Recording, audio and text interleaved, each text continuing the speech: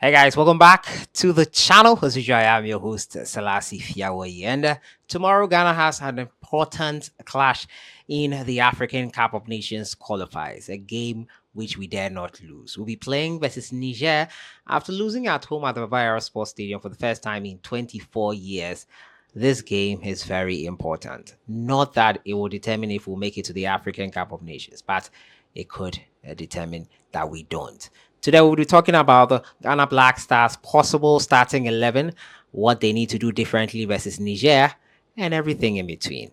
As usual, don't forget to subscribe and click on that notification bell. I welcome my panelists to the show. Welcome, guys, to the show. Yo, thanks. Thanks very much. It's been a long time, but you're back again. Yeah, it's been a while. I think over a week now. We've been to the Ghana Black Stars game. We traveled to the Ghana Black Stars game, and it was quite an interesting one there. I think we're all disappointed. Very disappointed if you ask me. I'm playing at the Kumasi Babayara Sports Stadium, a fortress where everybody felt that we should have that in the bag. At the end of the day, we lost that game to Angola. There were a lot of things that came out of that match. The fact that the pitch was We'll a get to contributory that. factor. That was going to be my first point of call.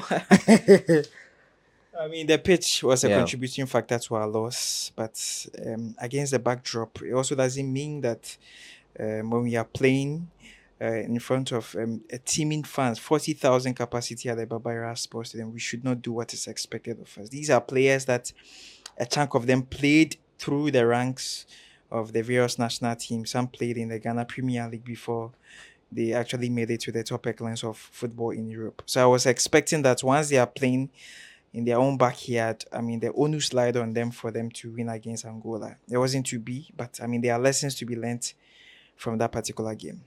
So the pitch, let me start with that one with you. The pitch, how big of a factor was it in our result in the end? Yeah, I think it played a role in the defeat because clearly these players are used to playing on Quality pitches. better pitches than But what. could Otuado have done something differently? Yeah, he could because in our previous game he played on the same pitch. Yeah. But so you could clearly see that there were a lot of Not exactly the same pitch. not exactly the same, but it was similar. It Yeah. was similar in terms of how bad it was, Yeah. you know. But in terms of tactics, he had it wrong. And also some of these players also didn't step up to the bidding because if you look at games we played against Central African Republic and also Mali, in that difficult game in Bamako, you could clearly see some of these players were up there. But in the yesterday's in the weekend's encounter against Angola was not the best for some of these You've players. had better days. Yeah, they didn't have better. In terms of quality up front, we're lacking. The chances we got, we could have done better with them. What do you think needs to change versus Niger? I mean, there are lots Before of we things, get into our there are lots starting of 11. things that needs to change.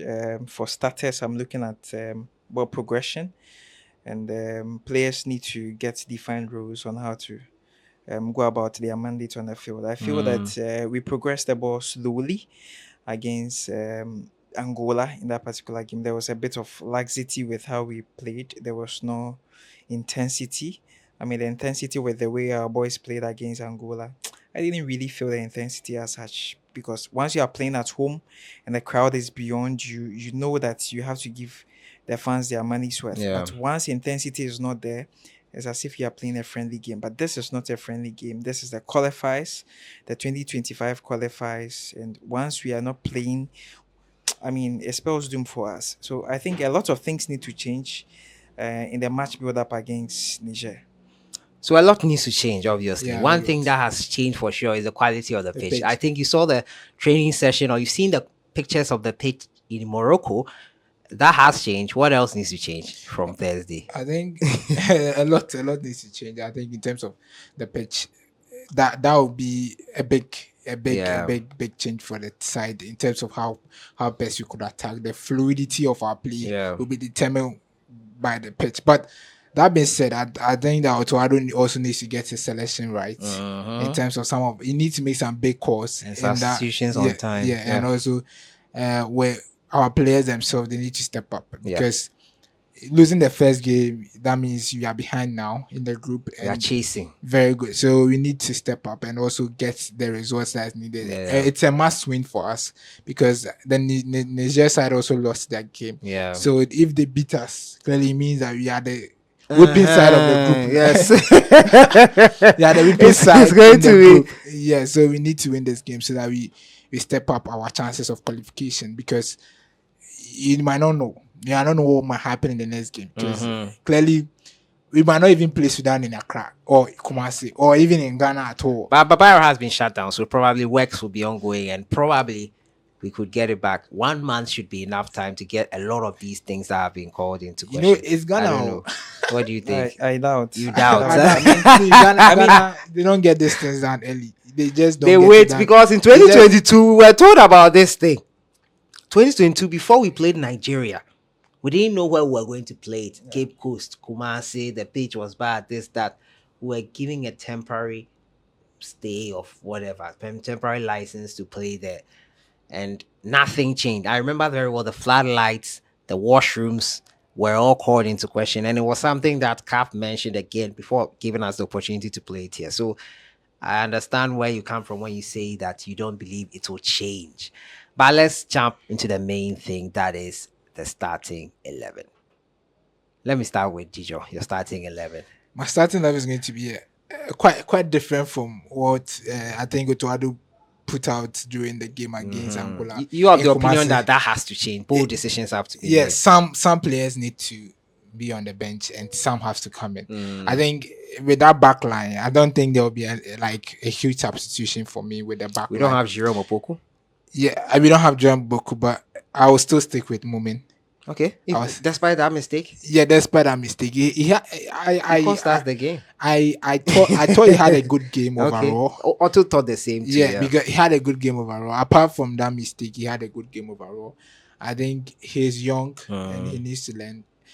For that opportunity itself, the first instance I watched it, I thought it was a big blunder by him, but rewatching it, so I saw that he slipped and it wasn't his fault because there has to be a lot of communication at the back line, which wasn't, because the goalkeeper should have told him that there was a player in front of you. So you shouldn't just put the ball in front of you. You should have cleared it away. So let me get this. Atizigi starts for you. Yeah, Tisgi definitely starts. All right. Because I don't think with the We have goalkeeping a- position we have a problem with that. He did fairly well also in the game.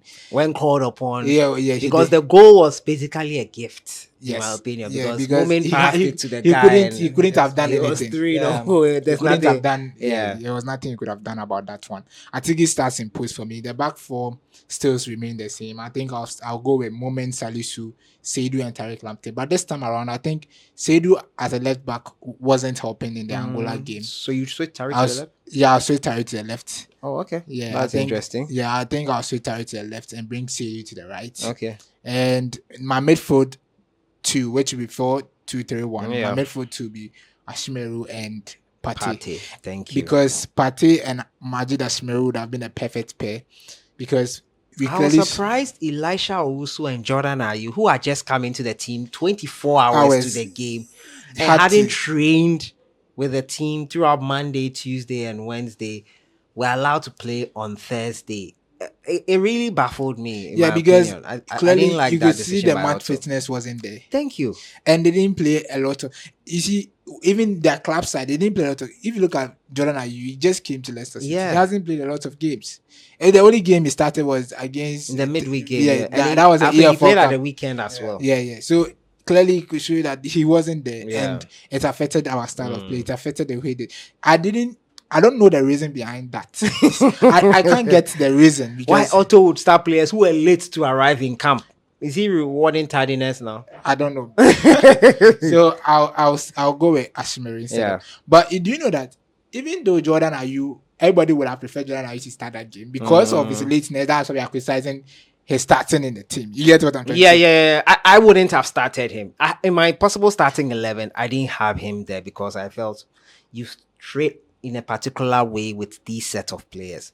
Why are you bringing in someone who was late?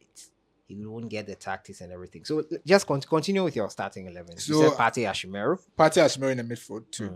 I have Kudus in there. Okay, so That's one of- 3. Yeah, So like a triangle. very good. So my front three will be Fatao Isaaku. Again?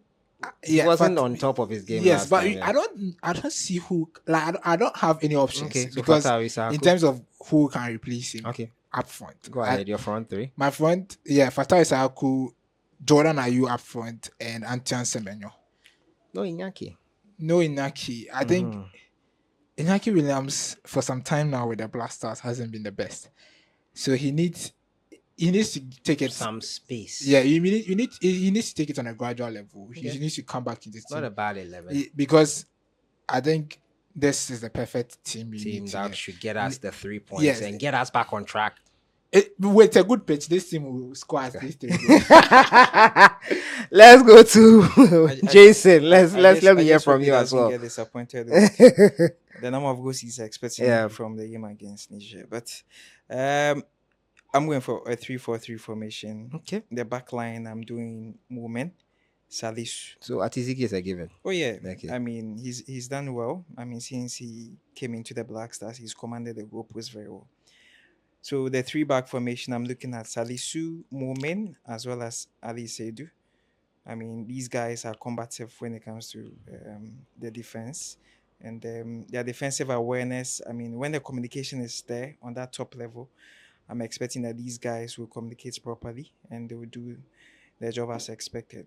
When you are looking at the midfield, I'm doing a combo of Elisha Usu as well as Thomas Partey. Most of the time, people say that Elisha Partey, you are making the same mistake that. No, you see, the thing with that formation is that when you are doing Ashmeru and Partey, but you see, the thing is that Partey doesn't have the legs anymore to do a lot of interception and tackles for you.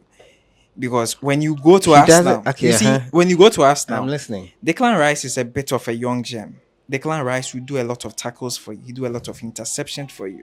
And that is what is missing about Partey's game. If you are doing Partey 5 years back at Atletico Madrid, he would have given you the runs, he would have given you the tackles and the interceptions.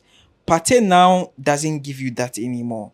And you have a young combative midfielder in the person of Elisha Usu. Elisha Usu coming into that. So Partey can't sit back and do what he needs to do as a DM. When you are putting Partey in the number 6 role to play for you, at the end of the day, when Partey doesn't get 1 or 2 tackles wrong correctly, like I should say, if he doesn't get those tackles correctly for you, then that is a problem for your backline. But put Elisha there, and with this formation of 3-back formation, Elisha intermittently can drop back and add up to that back 3. You understand? That back line of 3 defenders. He can trouble in for them. You understand? But when you are having Partey in that number 6 role and he's not getting the tackles for you, he's not getting the interceptions for you, he's having a very bad day. I mean, you have a midfield that is running helter-skelter against Thomas Partey. I mean, it will spell doom for the Black Stars. So I feel that when you are putting a player like Elisha there, it gives room for Partey to roam. Because in the game against Angola, Partey, I don't know whether he was 7 as a double 8 with Kudus, because on most occasions he was, I mean, in the channel of Mohamed Kudus. So if you have a player like that possesses similar abilities like Mohamed Kudus, he likes to progress the ball, play a lot of forward passes. Why then don't you give somebody to do that job of number 6 for him so that he does those progressions for you? Then when you're allowing a player like Mohamed Kudus to get a free role on the field, I mean, at the end of the day, creativity is what is lacking in most of our team play. Because Partey can give you a lot of assists. Mohamed Kudus can give you a lot of assists. And, I mean, sparring goals here and there. So, 3-4-3 formation, the back line, like I mentioned. The midfield combo of Elisha Usu as well as Thomas Partey. With my laterals, I'm going for Fatao Isaaku as well as Tariq Lamptey. I feel that these guys are young. That is one. These guys have abundant pace. You understand? Because these guys are primarily around 22. So Tariq a wing back? Yes, Tariq as a wing back. He can. And Fatah Isaaku as a left wing back. Yes. Interesting. I mean, just do that channels in and out, in and out. So Salisu Mumin, as well as Seidu. You understand? Okay. As that 3-4-3 formation. You're getting creative. Yes, because you need your players. Because in this game, mind you, we are trailing, and we need a lot of goals. We need to get mm. our acts correct, because once we complain about the pitch not being in a fair position and you are playing at a very good pitch, you need to let your guys be creative on the field. And once you have a good pitch, these guys tend to play very well when they are playing on very good surfaces. Yeah. So why not let them express themselves very well on the field? And I feel that Kudus on a better pitch, Thomas Partey on a better pitch, I mean, he gives you that downturn passes, he gives you that assist. I mean, Thomas Partey, when he has a good, I mean, occasional belters here and there, because it's been a while I saw Thomas Partey. Your striking options. I'm doing Kudus, I'm doing Semenyo, as well as Jordan Ayew. That's You all front don't three, want Inaki interchangeably. to start. You see, the thing about Inaki is that, one, fresh from marriage, the honeymoon period is still there. The other thing is that Inaki sustained injury at some point. So Inaki, Okay, he hasn't even started the season. you understand? Inaki really is not in the best of forms. Okay. Do you get it? And Inaki's participation with the Black Stars over the last few months, like I would put it, has not been top level. So why would you want to risk him in a game where It's a must win, and it's a must you win. So understand? added pressure. Added pressure, It's not and necessary you don't at all want an Inaki to add with that a kind lot of pressure to him. I mean, get the other guys going. We are 2-3 goals up. Sink Inaki inside, because at the end of the day, the opposition is tired. Inaki has abundance of pace. I mean, he can get you the goal. So, I mean, Not bad formations. I think yeah, I've always been in favor of the three-back formation. Yeah, but I would make a few changes. I would not start Elisha and Partey. Elisha Owusu. I don't care what you say that's fair about enough. that. I think Elisha Owusu as well should be in the team, but not at the start. That's fair Partey, enough. Ashimeru for me.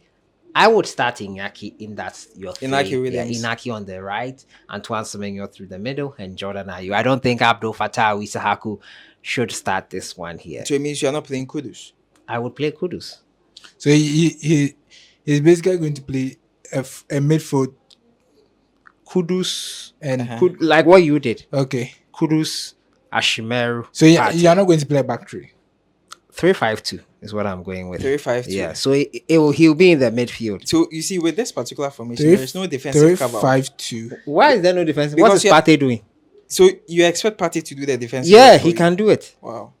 He can do it. Wow. Thomas Partey. Thomas Partey can do it. Thomas In my Partey doesn't last have the starting legs. 11 before this game, So you're playing. I put in Momen. I put in Jerome Opoku. He's now He's injured. not injured, yeah. So I would go with Ali Duseidu Okay. and Salisu with a As a 3. But do you know that surprisingly, yeah, our defensive structure do not have a leader. That's why I Because said Alexander Djuku's the absence absence would because- be a big one. I was because talking we don't- about we it don't- because extensively, and because we don't have a it's going leader. to be a You huge see, problem. talking Because about leadership. Salisu, I thought would be that guy, but watching the Central African Republic game, the mistakes this guy did, his communication it's with not the that back he's line. a bad defender, No, but he's bad. not a leader. He's not a leader at the Yeah, back. at the And it's back. He very can't difficult. marshal the defense like Very how good. Jiku does it at the back. And it's worrying the young lads who are coming in because these players have been playing. Together for Yeah. long. Interesting. So, guys, those are the starting 11 that we have given you. Let us know what you think in the comments box. Tomorrow, the game is at 4 p.m. at GMT. I'm just seeing that from the FA's official handle. 4 p.m. Ghana will take on Niger. It's a must-win game. We are playing in Barkani in Morocco, and you've seen the pristine pitches that Ghana has been training on so far. Before we go, I'll give a couple of shout outs to some of our subscribers. They commented in the last few videos. The shout outs will go to Just Junior. You commented on the last video. Thank you so much for your comment. Lawrence Waye and Justina Semenyo. Are you related to Antoine Semenyo? Ado Sola, Francis Texan, Christ Claire, and Daniel Owusu. Thank you so much for your comment in our previous video here. Guys, thank you so much for joining me for this conversation with possible starting 11. Before we go, I didn't get your score prediction for tomorrow. Yeah, I'm going for a 2-0 in favor of the Black Stars. And you? A 3-0 win. Convincing one. A 2-1 win for me. Let us know yours in the comments box. I'll see you guys in the next one. Have a great evening.